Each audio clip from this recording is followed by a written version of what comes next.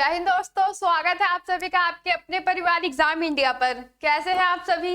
उम्मीद करती हूँ आप सभी एकदम स्वस्थ होंगे और आप सभी की पढ़ाई भी बहुत बेहतरीन चल रही होगी। एग्जाम जो है हमारा वो नजदीक आ चुका है और इम्तिहान की घड़ी आ चुकी है। हमारी अब तक की जो भी तैयारी थी उसे हम 17 या 18 जिसमें भी आपका पेपर होगा उसमें बताएंगे कि कितना हमने तैयार किया है, क्या हमारी मेहनत थी, कितना हम स्कोर जो भी रहेगा। ठीक है, तो जो हमारा हिंदी का सबसे बड़ा एक जिससे हमारे 6 से 8 क्वेश्चन पूछे जाने हैं, हम हिंदी साहित्य के 3 पार्ट पहले भी कर चुके थे, वो भी आप सभी एक बार जरूर देख लीजिएगा हिंदी साहित्य के लिए।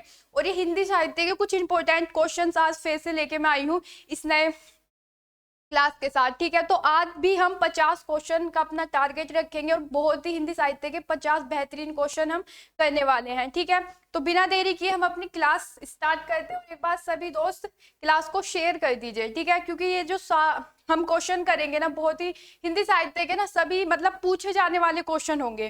ठीक है, बढ़ते हैं अपने पहले क्वेश्चन की तरफ। तो देखिए, निम्न में से जीवनी है अतीत के चलचित्र आवारा मसीहा, चिंतामणि या फिर नीड का निर्माण फिर।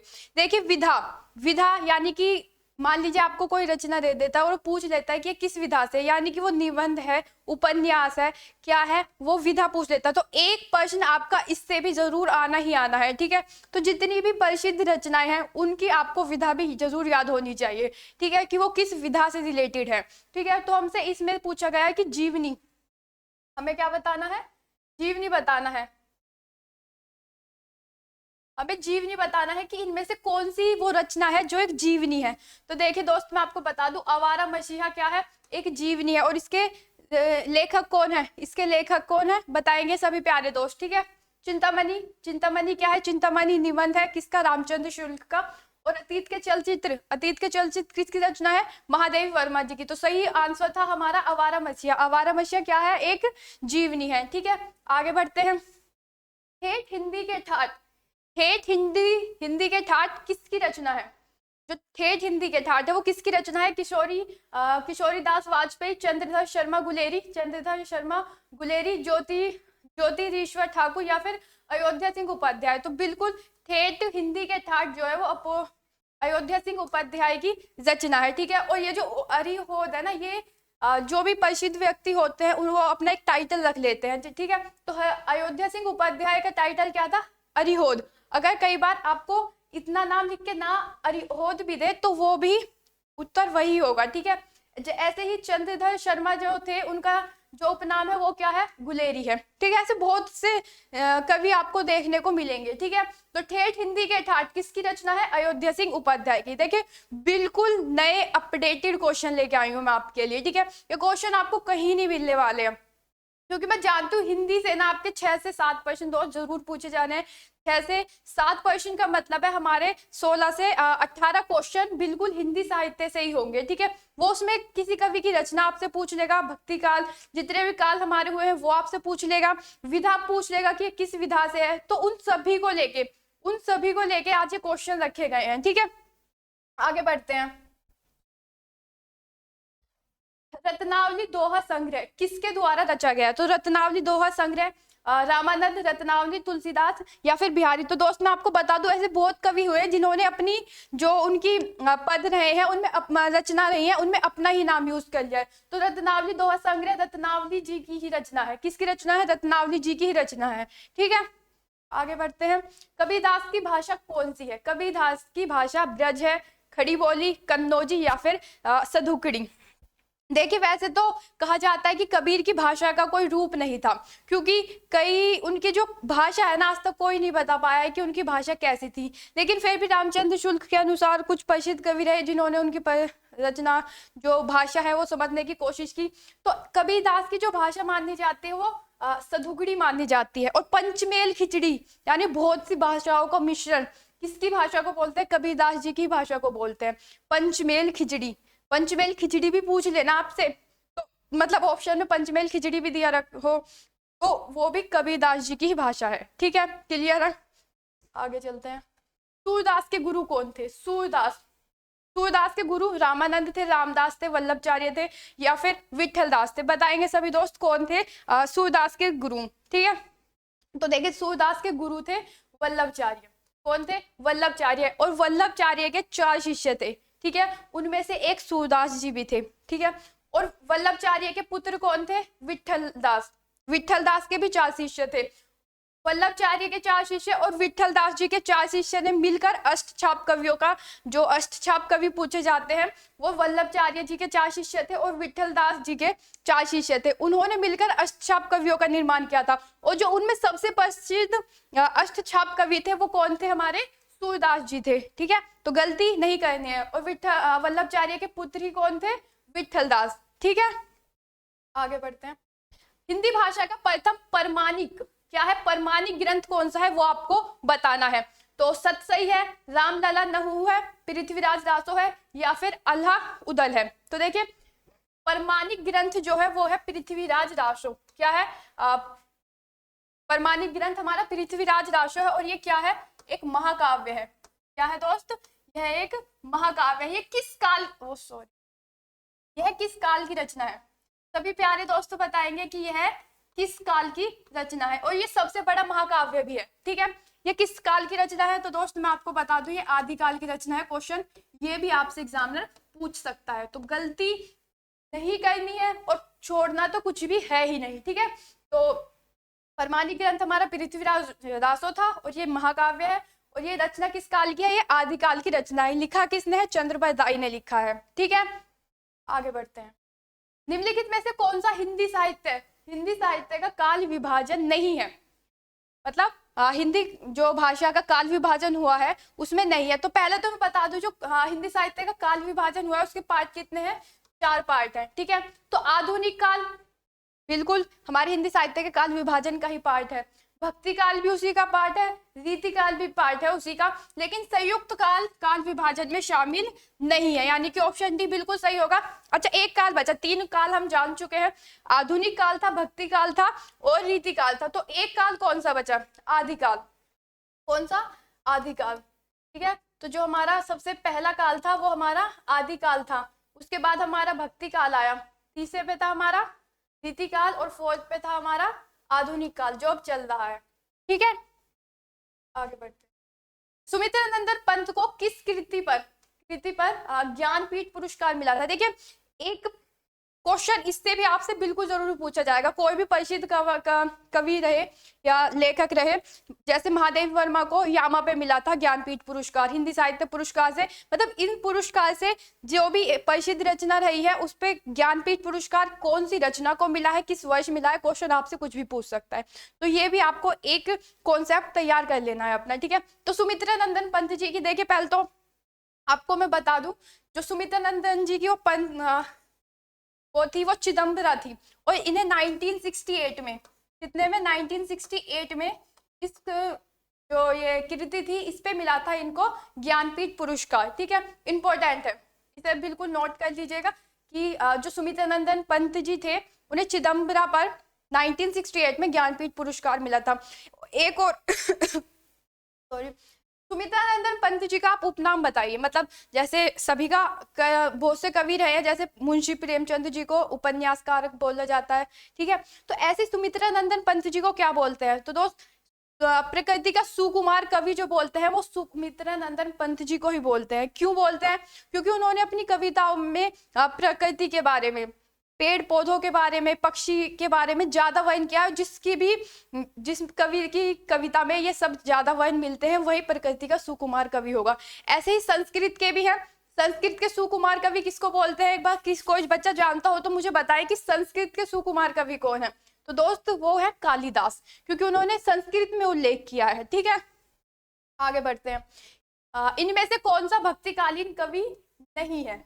भक्तिकालीन कवि नहीं है पूछा है नहीं पूछा है, भक्तिकालीन कवि नहीं है। तो भक्तिकालीन को याद करने की ट्रिक हमने आपको क्या बताई थी? बस सभी दोस्त बताएंगे, कमेंट बॉक्स में जल्दी से छाप दो कि क्या थी हमारे भक्तिकालीन के कवियों को याद करने की ट्रिक, ठीक है। तो देखिए जिन सभी के पीछे दास आ रहा है तो ये तो हमारे सभी क्या है? भक्तिकालीन कवि है। लेकिन बिहारी हमारे भक्तिकालीन कवि नहीं है। वो कौन से उसके है? वो है रीतिकाल। रीतिकाल के कवि है बिहारी। रीतिकाल के और घनानंद हुए जैसे, ठीक है। तो ये सभी जो थे वो हमारे रीति काल के थे, और जिनके पीछे भी दास आए ना वो मोस्टली हमारे भक्ति काल के ही कवि होंगे। ठीक है, आगे बढ़ते। हंस पत्रिका के संस्थापक, एक क्वेश्चन आपका पत्रिका से भी जरूर आना है दोस्त। ठीक है, तो कुछ जो प्रसिद्ध पत्रिकाएं रही हैं वो हमने अपने सेट में क्वेश्चंस में ली हैं जरूर। ठीक है, तो डरना नहीं है, अच्छे से करना है। तो हंस पत्रिका के संपादक कौन थे आप मुझे बताइए। देखिए मुंशी प्रेमचंद जो थे वो हंस पत्रिका के संपादक थे। ठीक है, एक तो हंस हो गया, एक था उनकी दूसरी पत्रिका माधुरी। कौन सी? माधुरी। तो ये दो प्रसिद्ध पत्रिका ही अगर मुंशी प्रेमचंद्र की पूछता है तो ये दो प्रसिद्ध पत्रिका ही आपसे पूछेगा। ठीक है, तो हंस हो या माधुरी हो, कौन सी, दोनों ही किसकी है? मुंशी प्रेमचंद्र जी की है, याद रखना है। दिए गए विकल्पों में से निर्गुण, निर्गुण भक्ति काव्य के प्रमुख कवि कौन है? देखिए निर्गुण यानी कि जो भगवान में विश्वास ना रखते हो वो कवि आपसे वो पूछ रहा है। तो देखिए तुलसीदास, तुलसीदास की बात करें तो उन्होंने राम की भक्ति की है। ठीक है, केशव, केशव भी रहे। सूरदास ने उनकी, किनकी? सूरदास ने भक्ति की है, सभी जानते हैं, श्री कृष्ण जी की। लेकिन कबीर के कोई कवि ने किसी की भक्ति नहीं की है। ठीक है, ऐसे ही निर्गुण की जगह कभी आपसे संत पूछ ले, संत ये सभी एक ही पर्यायवाची हैं, या फिर ज्ञान मर्गी, क्या है? ज्ञान मार्गी। तो ये शाखा भी किसकी है? निर्गुण के ही उपनाम है। कभी आपको संत लिख के दे दे या फिर ज्ञान वर्गी लिख के दे दे तो उसमें किसका नाम आएगा? कबीर का ही नाम आएगा। ठीक है, आगे बढ़ते हैं। पृथ्वीराज रासो किस काल की रचना है? देखिए अब भी आपको पहले ही क्वेश्चन में शायद आई थिंक मैंने बताया था कि ऐसे भी क्वेश्चन आपसे पूछ सकता है। तो पृथ्वीराज रासो किस काल की रचना है? हम अभी करके आए हैं, ये आदिकाल की रचना है। किसकी रचना है? आदिकाल की रचना है, तो याद रखना है, गलती नहीं करनी है। हीरामन, हाँ जी, हीरामन सुआ का उल्लेख आता है।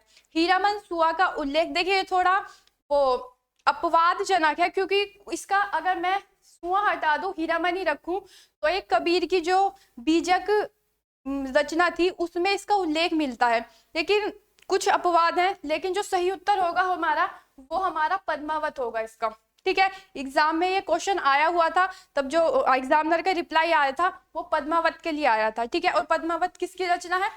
पद्मावत किसकी रचना है? जायसी की है रचना है। ठीक है, पद्मावत किसकी रचना है? जायसी की, तो गलती नहीं करनी है। ढाई अक्षर प्रेम का पढ़े सो पंडित होए, इस पंक्ति के रचयिता कौन है बताइए। देखिए कबीरदास, मीराबाई, जायसी या फिर तुलसीदास। देखिए ढाई अक्षर प्रेम का पढ़े सो पंडित होए, यानी कि कबीर जी बोल रहे हैं कि मैंने कोई मतलब काव्य नहीं पढ़ा है, ना ही कोई बुक्स वगैरह पढ़ी हैं, मैंने सिर्फ ढाई अक्षर प्रेम के पढ़ के ही मतलब ज्ञान अनुभव ज्ञान लेके ही क्या कर दिया? काव्य रचना, काव्य की रचना कर दी। ठीक है, मतलब बिना पढ़े ही उन्होंने इस पंक्ति में ये लिखा गया कि कोई मैंने अक्षर नहीं पढ़ा है, प्रेम लिया मैंने, दुनिया से ज्ञान लिया, उसी के बल पे मैंने अपने काव्य की रचना कर दी। तो ये किसकी पंक्ति है? ये हमारे कबीरदास जी की पंक्ति है। ठीक है, उनकी कुछ पंक्तियां मान ले, बहुत ऐसी हमने ली हैं क्वेश्चंस में वैसे तो, लेकिन जो भी उनकी प्रसिद्ध पंक्तियां रही हैं ना, उनसे अगर मान लीजिए आपको एग्जाम में दे देता है किसी भी पंक्ति में कबीरदास, तो एक बार रिलेट करिएगा, क्योंकि उनकी भाषा का स्वरूप ही अलग है। आप भाषा को समझ भी सकते हैं, नहीं भी, वो हमारी किसकी भाषा होगी?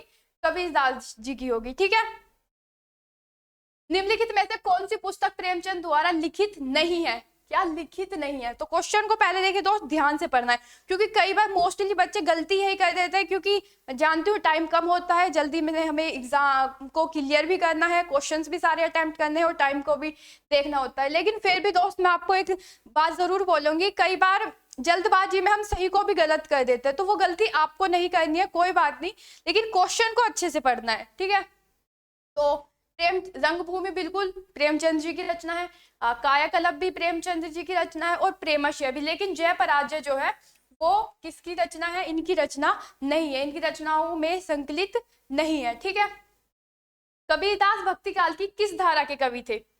देखिए अब वही क्वेश्चन आपसे पूछ लिया, तो राम धारा के नहीं थे, राम काव्य धारा के नहीं थे, क्योंकि उसके तुलसीदास थे, उन्होंने तो किसी की भक्ति ही नहीं की, कबीरदास ने किसी की भक्ति की ही नहीं है। तो वे किस धारा के कवि थे? संत काव्य धारा के कवि थे। ठीक है, किस धारा के कवि थे? संत काव्य धारा के वो कवि थे। संत पूछ ले, कबीर पूछ ले या फिर ज्ञानवर्गी पूछ ले, वो तीनों के लिए ही क्या आएगा नाम? कबीरदास जी का। ठीक है, खड़ी बोली का प्रथम महाकाव्य, खड़ी बोली का प्रथम महाकाव्य कौन सा है वो आपको बताना है। नीरजा, कामयानी, साकेत, देखिए ये सभी क्या है, ये सभी महाकाव्य है, ये सभी महाकाव्य है। ठीक है, देखिए नीरजा महादेव वर्मा का है, कामयानी किसका है, कामयानी है जयशंकर प्रसाद जी का, साकेत किसका है, मैथिली शरण गुप्त। लेकिन पूछा क्या गया है, प्रथम महाकाव्य, तो ये किसका था, प्रिय प्रवास जी का, सॉरी प्रिय प्रवास जो है वो प्रथम महाकाव्य है। ठीक है, रामवृक्ष बेनीपुरी की रचना माटी की मूर्ति, देखिए अब एक क्वेश्चन तो ये क्लियर हुआ कि माटी की मूर्ति किसकी रचना है, रामवृक्ष बेनीपुरी की रचना है। ठीक है, अब क्वेश्चन क्या पूछा है, किस साहित्यिक विधा से संबंधित है, विधा पूछ दीजिए आपसे कौन सी है। ठीक है, तो क्वेश्चन ऐसे भी पूछ सकता है, डायरेक्ट भी पूछ सकता था कि माटी की मूर्ति किस विधा से संबंधित है। ठीक है, तो ये यात्रा व्रत नहीं है, ये नाटक भी नहीं है, उपन्यास भी नहीं है, ये क्या है, यह एक रेखा चित्र है। माटी की मूर्ति बहुत ही प्रसिद्ध उपन्यास रहा है, सॉरी रेखा चित्र रही है रामवृक्ष बेनीपुरी जी की। ठीक है, जयचंद्र प्रकाश नामक महाकाव्य के लेखक आपको बताने हैं कि कौन है, भटकेदार, चंद्रबरदाई, भगवान सिंह या फिर बलदेव। तो भटकेदार जो है वो जयचंद्र प्रकाश जी के महाकाव्य के लेखक है। ठीक है, भारतेंदु हरिश्चंद्र जी का कौन सा नाटक बांग्ला भाषा में अनुदित है, बांग्ला भाषा में भारतेंदु जी की कौन सी रचना है जो अनुदित है, तो चंद्रावली है, कवि वचन सुधा है, नई चाल में ढाली, या फिर देखिए सभी रचनाएं भारतेंदु जी की हैं। ठीक है, ये सभी रचनाएं भी आपको याद कर लेनी है। क्वेश्चंस को डिजाइन इसलिए किया गया है ताकि एक क्वेश्चन से आपको पूरा कॉन्सेप्ट क्लियर हो जाए। अब देखिए इनमें से एक रचना तो वो हो गई जो बांग्ला भाषा में लिखी गई है, लेकिन ये सभी रचनाएं किसकी हैं, भारतेंदु हरिश्चंद्र जी की है। ठीक है, तो विधा सुंदर जो थी वो एक ऐसी रचना थी जो बांग्लादेश में लिखी गई थी, किसके द्वारा, भारतेंदु हरिश्चंद्र जी के द्वारा। ठीक है, साकेत महाकाव्य की रचयिता, साकेत, ठीक है, साकेत एक महाकाव्य है। ठीक है, तो साकेत में है क्या, आप सभी जानते हैं जब राम जी को वनवास हुआ था तब लक्ष्मण जी भी उनके साथ गए थे, तो लक्ष्मण जी की जो पत्नी थी उसमें जो साकेत में जो वर्ण किया गया है वो उसी का किया गया है, क्योंकि हम सारी रामायण में सभी का वर्ण हमने पढ़ा, लेकिन एकमात्र जो महाकाव्य रहा है साकेत, उसमें क्या किया गया है कि जो लक्ष्मण जी की पत्नी थी उन्हीं के बारे में बताया गया है सब कुछ, कि कैसे वो उनके जाने के बाद वियोग में बिल्कुल दुबली पतली हो जाते हैं, जब लक्ष्मण जी आते हैं उन्हें पहचान भी नहीं पाते हैं क्या ये मेरी वही पत्नी है। तो जो भी बताया गया है वो साकेत में बताया गया है। ठीक है, ये भी आपको याद रखने। और ये साकेत रचना किसकी है, मैथिली शरण गुप्त जी, किसकी है, मैथिली शरण गुप्त जी की है रचना है। ठीक है, हिंदी का प्रथम मौलिक उपन्यास, ये तो बहुत इंपॉर्टेंट वाला क्वेश्चन है, स्टार कर लीजिए कि हिंदी का प्रथम मौलिक उपन्यास कौन सा है, परीक्षा गुरु, आनंद मठ, गबन या फिर तितली। देखिए तितली जयशंकर प्रसाद जी का है, और गबन, गबन किसका है, गबन तो सभी जानते होंगे प्रेमचंद जी का है। ठीक है, तो परीक्षा गुरु जो था वो तो हिंदी साहित्य का सॉरी प्रथम मौलिक उपन्यास था, और लाला श्रीनिवास जी द्वारा ही लिखा गया था, इसके द्वारा, लाला श्रीनिवास जी के द्वारा। ठीक है, के लेखक कौन थे, लाला श्रीनिवास थे, और हिंदी का प्रथम मौलिक उपन्यास परीक्षा गुरु। द्विवेदी युगीन रचना, जय भारत के रचनाकार हैं, तो देखिए द्विवेदी युगीन ये सारे ही कवि कौन से हैं, द्विवेदी युग के हैं, लेकिन इनमें से जो जय भारत जिसने लिखी है उसके रचनाकार हमें बताने हैं, तो मैथिली शरण गुप्त जो है वो वही रचनाकार है जिसने उन्हें जय भारत कवि जय भारत के जो रचयिता है वो कौन है, मैथिली शरण गुप्त है। यशोधरा हुआ वो भी इन्हीं की रचना है, मैथिली शरण गुप्त की, साकेत मैथिली शरण गुप्त, तो ये आपको रचना याद रखनी है। ठीक है, कबीर ने समाज सुधार के अंतर्गत किसका उपदेश नहीं दिया है। ठीक है, तो मूर्ति पूजा का विरोध, बिल्कुल जो कबीर दास जी थे उन्होंने मूर्ति पूजा का विरोध किया है अपनी पंक्तियों में। जाति प्रथा का खंडन, उन्होंने जाति प्रथा का भी खंडन अपनी पंक्तियों में किया है। स्त्री पुरुष की समानता, देखिए ये इसमें क्या आदिकाल भक्तिकाल जितने भी काल हुए किसी ने भी इसमें स्त्री और पुरुष की समानता का वर्ण नहीं किया है। क्यों हुआ ऐसा, ऐसा इसलिए क्यों हुआ क्योंकि जो भारत था वो तब पुरुष प्रधान देश था। ठीक है, क्या था, पुरुष प्रधान देश था, तो स्त्री और पुरुष की समानता का वर्ण तो किसी भी उसमें नहीं किया गया, तो ऑप्शन डी हमारा बिल्कुल सॉरी सी सही होगा। और हिंदू मुस्लिम का पाखंड खंडन भी उन्होंने अपनी कविताओं में वर्ण किया है। ठीक है, लेकिन स्त्री पुरुष की समानता का वर्ण किसी में भी नहीं मिला है। ठेठ हिंदी के ठाठ किसकी रचना है? ठेठ हिंदी के ठाठ हम सभी जानते हैं किसकी रचना है, अयोध्या सिंह उपाध्याय। अभी करके आए हैं क्वेश्चन को, ठीक है। रिवीजन, ताकि आपका रिवीजन होता रहे, इसलिए जो क्वेश्चन इंपॉर्टेंट है ना वो रिवीजन में भी डाले हैं, ठीक है दोस्त। रीतिकाल का अन्य नाम क्या है? रीतिकाल का आपको अन्य नाम बताना, स्वर्ण काल, उद्भव काल, श्रृंगार काल या फिर संक्रांति काल। तो देखिए स्वर्ण काल हो या फिर स्वर्ण युग, तो किसको बोलते हैं? स्वर्ण काल या फिर स्वर्ण युग, तो भक्ति काल को कहते हैं, ठीक है, भक्ति काल। और ये किसने कहा था इसे स्वर्ण युग, स्वर्ण काल या स्वर्ण युग किसने कहा था? ग्रियर्सन ने कहा था, ठीक है, भक्ति काल को। हमसे रीतिकाल का पूछा, तो रीतिकाल का अन्य नाम क्या है? रीतिकाल का अन्य नाम है श्रृंगार काल, ठीक है। इसके दो वो बता दीजिए कवि कौन कौन थे। एक तो बिहारी याद रखना है आपको, दूसरा घनानंद याद रखना है, ठीक है। कवि और भी थे लेकिन बिहारी और घनानंद प्रसिद्ध थे, ठीक है। आगे बढ़ते हैं। सूरदास की भक्ति किस भाव की थी? ठीक है, तो देखिए पति भाव आपसे पूछ ले तो पति भाव के लिए तो आपको याद ही रहेगा कौन? मीराबाई। कौन थी? मीराबाई, ठीक है। और उसके बाद सखा भाव या बाई, ठीक है। और सखा भाव की पूछ ले तो कौन थे?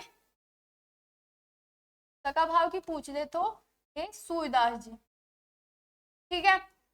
दास भाव की पूछ ले तो कौन थे? तुलसीदास, दास, ठीक है।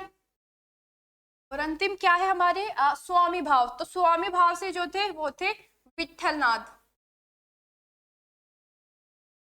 ठीक है। तो ये सारे आपको याद रखने। सूरदास की पूछी गई थी तो सूरदास की भावना कैसी थी? सखा भाव की थी, ठीक है। आगे बढ़ते हैं। मेरी मून्स के लेखक कौन है? लुई लूमर, चार्ल्स डिकेंस, विलियम शेक्सपियर या फिर जेम्स थर्बर। तो जेम्स थर्बर जो थे उन्होंने हिंदी साहित्य में अपना बहुत योगदान दिया है, हिंदी को हिंदी प्रचार भी किया है। कौन सी बुक में? मेरी मून्स में। ऐसा नहीं है कि भारत के लोगों ने ही हिंदी का प्रचार किया है, कुछ बाहर से विदेशी लोग भी रहे हैं जिन्होंने हिंदी के प्रचार में बहुत सहायता की है, जैसे कि जेम्स थर्बर ही थे। और मैं ऐसे ही हिंदी साहित्य का जो पहला लेखन लिखा था ना वो भी किसी फ्रेंच ने ही लिखा था, और फ्रेंच भाषा में ही लिखा गया था हिंदी साहित्य पहली बार। उसका अनुवादन हुआ तब जाके वो हमारे हिंदी में आए, लेकिन हिंदी साहित्य का जो प्रथम लेखक था ना वो भी एक फ्रेंच ही था, ठीक है। तो ये आपको याद रखना है।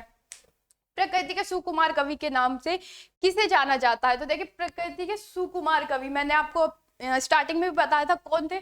सुमित्रा नंदन पंत जी थे। क्यों बोलते हैं इनको? क्योंकि उन्होंने अपनी कविताओं में प्रकृति के बारे में ज्यादा जानकारी दी है, पशु पक्षी जितने भी प्रकृति से जुड़ी चीजें हैं उनके बारे में ज्यादा बताया गया है, इसीलिए उन्हें प्रकृति का सुकुमार कवि बोलते हैं। तो सुमित्रा नंदन पंत जी थे। मैथिली शरण गुप्त जी को क्या बोलते हैं? एक राष्ट्रीय कवि बोलते हैं। और किसने उपाधि दी थी उन्हें? महात्मा गांधी जी ने। किस रचना पे दी थी? जय भारत की। तो ये सारी बातें आपको याद रखनी है। निम्न रचनाओं में से कौन सी रचना मैथिली शरण गुप्त की है? ठीक है, तो भारत भारती बिल्कुल हमने बताया था, उन्हें इसी रचना पे राष्ट्रीय कवि की उपाधि मिली थी महात्मा गांधी जी द्वारा, ठीक है। तो यही है उनकी एक मात्र रचना मैथिली शरण गुप्त जी। तितली किसकी है? तितली और कंकाल जयशंकर प्रसाद जी की है, ठीक है। तो ये भी याद रखना है। सुमित्रा नंदन पंत को उनकी किस काव्य कृति के लिए ज्ञानपीठ पुरस्कार मिला था? क्या है? ज्ञानपीठ पुरस्कार मिला था।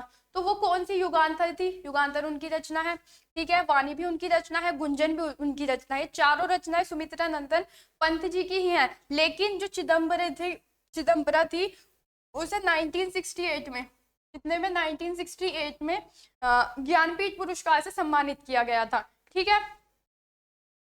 साकेत किसकी रचना है? आज्ञा की, मैथिली शरण गुप्त की, रामकुमार वर्मा की या फिर जयशंकर प्रसाद जी की? देखिए साकेत भी हमने पढ़ लिया है कि मैथिली शरण गुप्त रचना है, ठीक है। आगे बढ़ते हैं।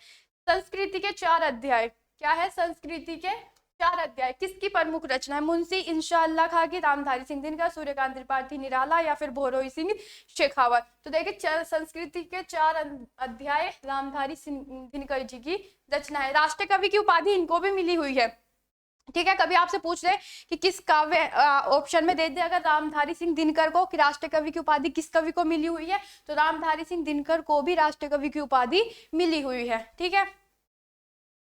चिदंबरा किस लेखक की रचना है? देखिए चिदंबरा के बारे में हम कितने क्वेश्चन कर चुके हैं, ठीक है। अब भी कुछ आंसर दोस्त गलत ही बता रहे हैं। चिदंबरा की जो रचना है, रचनाकार है, लेखक है, वो अब भी दोस्त गलत ही बता रहे हैं, ठीक है। तो चिदंबरा किसकी रचना है? सुमित्रा नंदन पंत जी की रचना है, ठीक है। आगे बढ़ते हैं। निम्नलिखित में से कौन सी रचना सुमित्रा नंदन पंत जी की नहीं है? क्या नहीं है पूछ रहा है, ठीक है। तो गुंजन उनकी रचना है, वीणा भी उनकी रचना है और पल्लव भी उनकी रचना है, लेकिन अग्निगर्भ जो है वो उनकी रचना नहीं है, यानी कि 35 का सी बिल्कुल सही उत्तर होगा। निम्नलिखित में से कौन सी रचना कन्हैया लाल मिश्र, ये भी आपको हिंदी साहित्य में याद रखना है, इनकी काफी कई रचनाएं प्रसिद्ध रही हैं, लेकिन इनमें से कौन सी कन्हैया लाल मिश्र जी की रचना है वो आपको बताना है। कमेंट कर दीजिए एक बार सभी दोस्त, ठीक है। तो यशोधरा है, परिमल है, गीतिका है, नहीं है जी। क्या है? दीप जले शंख बजे। क्या है? दीप जले और शंख बजे किसकी रचना है? कन्हैया लाल मिश्र प्रभाकर जी की। कबीरदास जी निम्न में से किस धारा के कवि थे? किस धारा के कवि थे ये आपको कबीरदास जी के बारे में बताना है। देखिए सगुन की बात करें तो सगुन में आपको याद रखना है सूरदास। कौन थे? सूरदास, मीराबाई। जरूरी नहीं है कि आपसे कबीरदास जी की पूछे, तुलसीदास। और एक और कवि का नाम बता दीजिए जो सगुन में थे, वो थे दस खान। चारों कवि के नाम आपको याद रखने हैं जो सगुन से थे। और कबीरदास जी किससे थे? निर्गुण से थे। निर्गुण में और कौन कौन है? रेदास। देदास का नाम आपको याद रखना है। एक थे दादू दयाल, दादू दयाल। ये भी आपको तीनों नाम याद रखने हैं जो निर्गुण शाखा के अंतर्गत आते हैं, ठीक है। झांसी की रानी प्रसिद्ध उपन्यास किसकी रचना है? झांसी की रानी। झांसी की रानी आप सभी जानते होंगे मनु जी के बारे में। उनका जो उपनाम था, टाइटल था, वो क्या था? मनु था। उन्हें प्यार से मनु बोलते थे। तो महादेवी वर्मा की रचना वह नहीं है, ना महाश्वेता देवी की है, मैथिली शरण गुप्त की भी नहीं है। झांसी की रानी कोई भी आपको पंक्ति दे दे उससे रिलेटेड, ठीक है, तो आपको या झांसी की रानी की प्रसिद्ध किसने लिखा है ये पूछ ले, तो आपको एक ही नाम याद रखना है। क्या है? सुभद्रा कुमारी चौहान, ठीक है। सुभद्रा कुमारी चौहान जो थी वो झांसी की रानी की लेखक थी। झांसी की रानी की कई बार पंक्तियां दे देता, तब पूछ लेता है कि ये पंक्तियां किसके द्वारा लिखी गई हैं, तो सुभद्रा कुमारी चौहान नाम आपको याद रखना है। आगे बढ़ते हैं। दास पंचाधाई किस कवि की पुस्तक है? दास पंचाधाई जो है वो किस कवि की पुस्तक है ये आपको बताना। रहीम की है, कबीरदास की है, सूरदास की है या केशव की है? तो देखिए दास पंचाधाई जो है वो रहीम जी की रचना है। दास पंचाधाई ये आपको सिंपल ऐसे याद रख लेना है कि दास पंचाधाई किसकी रचना है? रहीम जी की रचना है।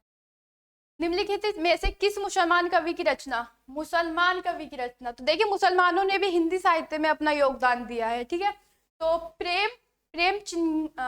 चिंगारी, प्रेम चिंगारी किसकी रचना है वो आपको बतानी है। तो नजफ अली जो थे वो प्रेम चिंगारी के लेखक है। ये भी आपको रचना याद कर लेनी है। रीतिकाल को श्रृंगार काल की संज्ञा किसने दी? ठीक है, तो राम कुमार वर्मा ने नहीं दी श्रृंगार काल की रचना, ना रामेश्वर शुक्ल सशाल ने, हजारी प्रसाद द्विवेदी में ने भी नहीं। किसने दी है? विश्वनाथ प्रसाद मिश्र। किसने रीतिकाल को श्रृंगार काल की पद्धति दी है? कौन थे? विश्वनाथ प्रसाद मिश्र थे, ठीक है। आगे बढ़ते हैं।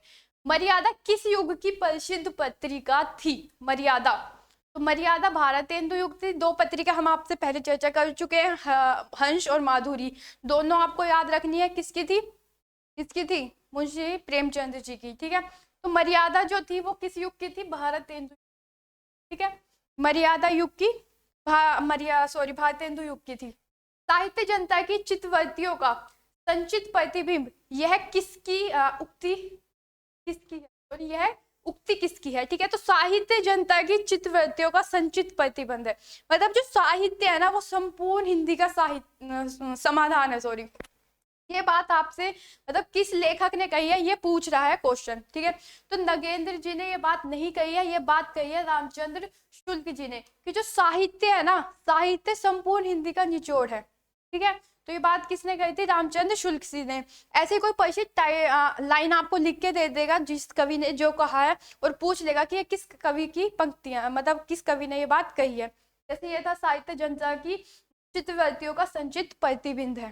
ठीक है, तो ये भी आपको याद रखना है।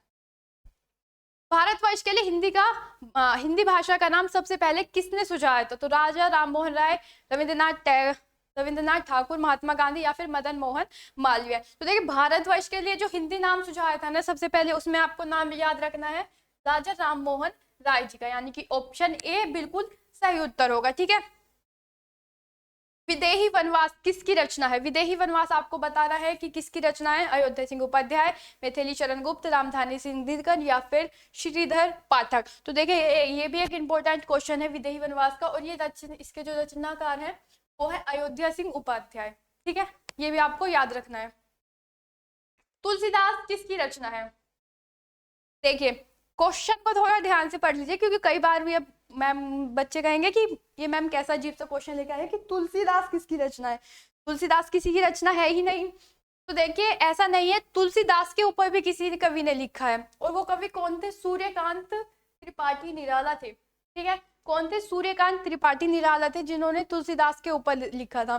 क्योंकि सॉरी, सूर्यकांत त्रिपाठी जो थे वो तुलसीदास जी को अपना गुरु मानते थे। क्या मानते थे? गुरु मानते थे, इसीलिए उन्होंने उनके ऊपर लिख दिया, मतलब बुक्स वगैरह जो भी लिखी होगी। तो तुलसीदास किसकी रचना है? ये भी आपको कविता है वो याद रखना है, वो सूर्यकांत त्रिपाठी निराला जी की रचना है। लेखक और उसकी कीर्ति के युग में कौन सा युग्म गलत है? सही नहीं पूछा है, गलत पूछा है। ठीक है, तो वोल्गा से गंगा बिल्कुल राहुल सात्यकांत जी की रचना है, बिल्कुल ठीक है। ये रचनाएं आपको याद भी कर लेनी है, नोट कर लेना। ठीक है, जो आपके शॉर्ट नोट आप बनाते हो, नोट्स यही होते हैं। अब देखिए 4 हैं, तो इसमें से 3 तो वही रचनाएं होंगी ना जो बिल्कुल सही होंगी, और अगर 3 वो रचना दे रखी है तो यानी कि वो जरूरी है, इंपॉर्टेंट है, तो वो आपको नोट कर लेना है। यही होता है दोस्त, शॉर्ट नोट जो बोलते हो ना आप, वो यही होता है। नोट्स कैसे बनते हैं?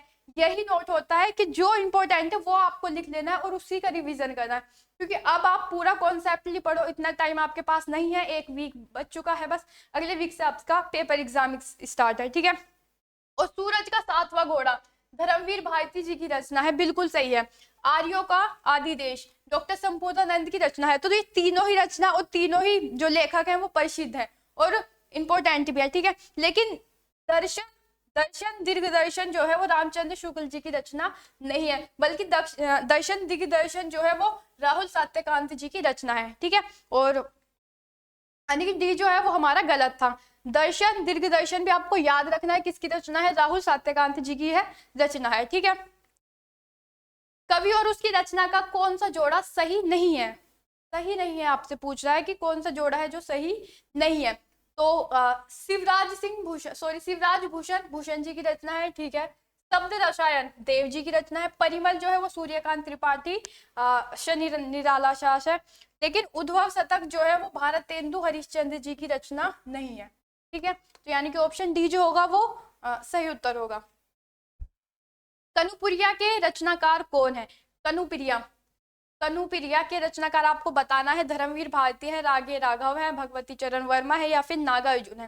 तो देखिए कनुप्रिया धर्मवीर भारती जी की रचना है। अंधायुग, घोड़े का 7वां वो, तो ये सभी किसकी रचना है? धर्मवीर भारती जी की रचना है। ठीक है, तो क्लास में यही क्वेश्चंस लिए गए थे, आप इसके सेकंड क्लास का वेट करिएगा। ये सभी देखिए हिंदी साहित्य से, इससे बाहर आपसे कहीं क्वेश्चन नहीं जाएगा, या आप में इसे बात लिख के ले लीजिए। हम हिंदी साहित्य में जो भी करवाएंगे वो बहुत ही इंपॉर्टेंट क्वेश्चन होंगे, और जो इसके अलावा हम सीखेंगे ना वो भी जरूरी होगा।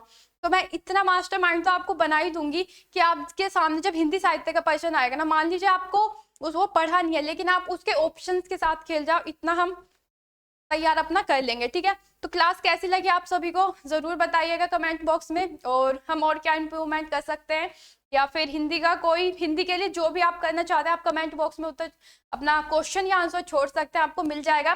बाकी अपना और अपनों का ध्यान रखिए, पढ़ाई अच्छे से करते रहिए। ठीक है, मिलते हैं आपसे बहुत जल्द एक नई क्लास के साथ, ऐसे ही शानदार क्वेश्चंस के साथ। ठीक है, तब तक जय हिंद जय भारत।